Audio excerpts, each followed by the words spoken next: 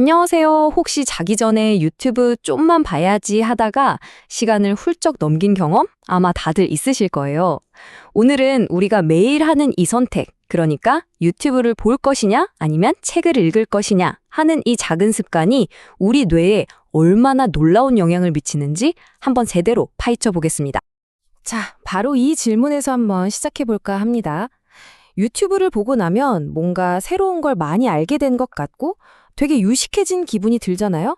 근데 정말 우리가 똑똑해지고 있는 걸까요? 아니면 그저 똑똑해졌다는 느낌? 일종의 착각에 빠지고 있는 걸까요? 어쩌면 우리가 누리는 그 편리함 뒤에 우리가 모르는 대가를 치르고 있는지도 모릅니다. 그 대가의 중심에 이름부터 좀 심상치 않은 팝콘 브레인이라는 현상이 있습니다.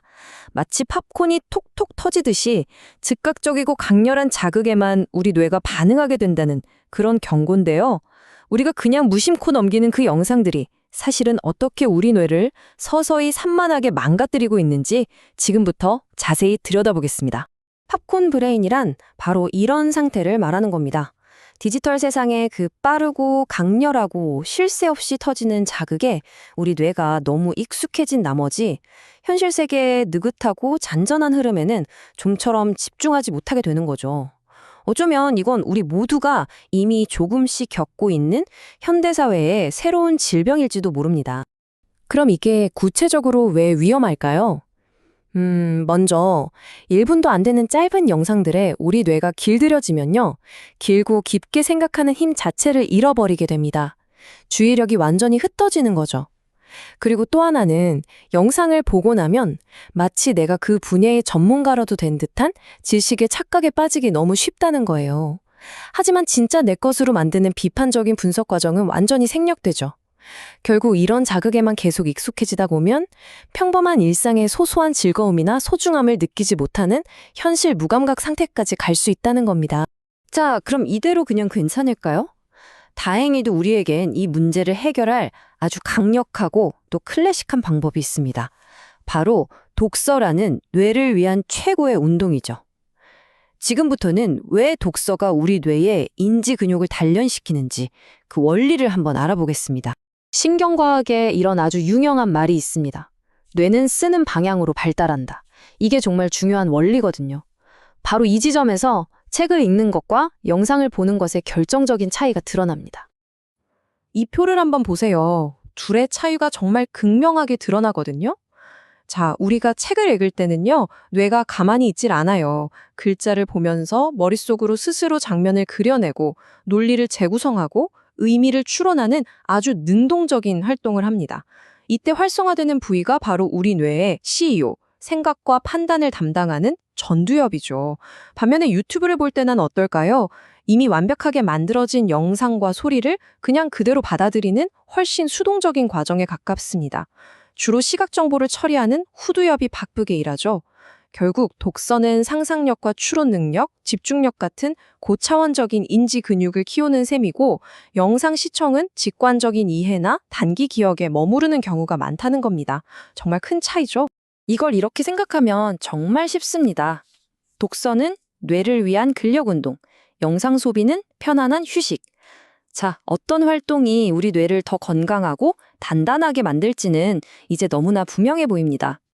자, 이제 왜 책을 읽어야 하는지 알았으니까 가장 중요한 어떻게 해야 할지 알아봐야겠죠?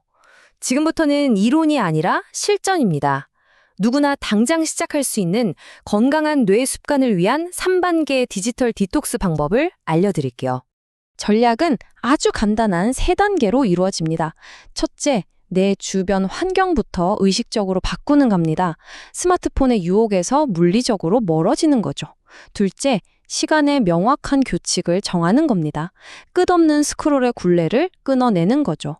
마지막으로 영상을 보던 그 시간을 뇌를 깨우는 다른 활동으로 적극적으로 채워 넣는 겁니다. 첫 번째 단계, 바로 환경 설정입니다. 아주 간단하지만 효과는 정말 강력해요. 예를 들면 우리 집 식탁과 침대만큼은 스마트폰 없는 구역, 즉 스마트폰 프리존으로 정해보세요. 그리고 쉴 새 없이 우리를 유혹하는 그 알림들 있죠? 과감히 꺼두는 겁니다.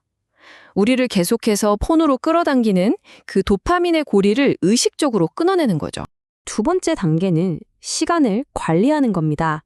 20-20 법칙 같은 건 어떠세요? 유튜브를 20분 봤다면 그 다음 20분은 의식적으로 책을 읽거나 잠시 명상을 하면서 뇌에 휴식을 주는 식으로 균형을 맞추는 거죠. 그리고 이건 정말 중요한데요. 디지털 선셋 규칙입니다. 해가 지듯이 잠들기 최소 1시간 전에는 모든 스크린을 끄는 겁니다. 이건 숙면을 위한 최고의 습관이 될 거예요. 자, 마지막 세 번째 단계입니다. 바로 대체 활동을 찾는 거죠. 거창할 필요 전혀 없어요. 하루에 딱 5페이지라도 괜찮으니까 종이책이나 신문을 넘겨보는 건 어떨까요? 손끝으로 느끼는 그 종이의 질감 자체가 우리 뇌에 아주 신선한 자극이 되거든요. 아니면 좀 흥미롭게 본 영상이 있다면 그 내용을 펜으로 직접 요약해보는 거예요. 이것도 뇌를 깨우는 아주 훌륭한 훈련입니다. 자, 이제 좀 정리를 해볼까요? 결국 이 모든 건요, 우리가 매일 뭘 먹을지 고민하는 것처럼 우리 뇌에 어떤 정보를 먹일 건지 그 정신적 식단을 어떻게 구성할 것인가에 대한 선택의 문제입니다. 디지털 도구가 우리를 지배하게 둘 것이 아니라 우리가 그 도구의 현명한 주인이 되어야 합니다. 그러니까 꼭 기억해야 할 핵심은 바로 이겁니다. 유튜브는 새로운 정보와 관심사를 발견하는 멋진 문으로 현명하게 활용하세요. 그리고 독서는 그렇게 발견한 세상에 나만의 깊이 있는 이해와 지식을 쌓아 올리는 단단한 기초로 삼는 겁니다. 도구 자체는 죄가 없어요. 중요한 것은 나의 지성을 쌓기 위해 올바른 도구를 올바른 목적에 맞춰 사용하는 우리의 지혜입니다. 자, 이제 선택은 여러분의 몫입니다. 오늘 당신은 어떤 책의 페이지를 펼치시겠습니까?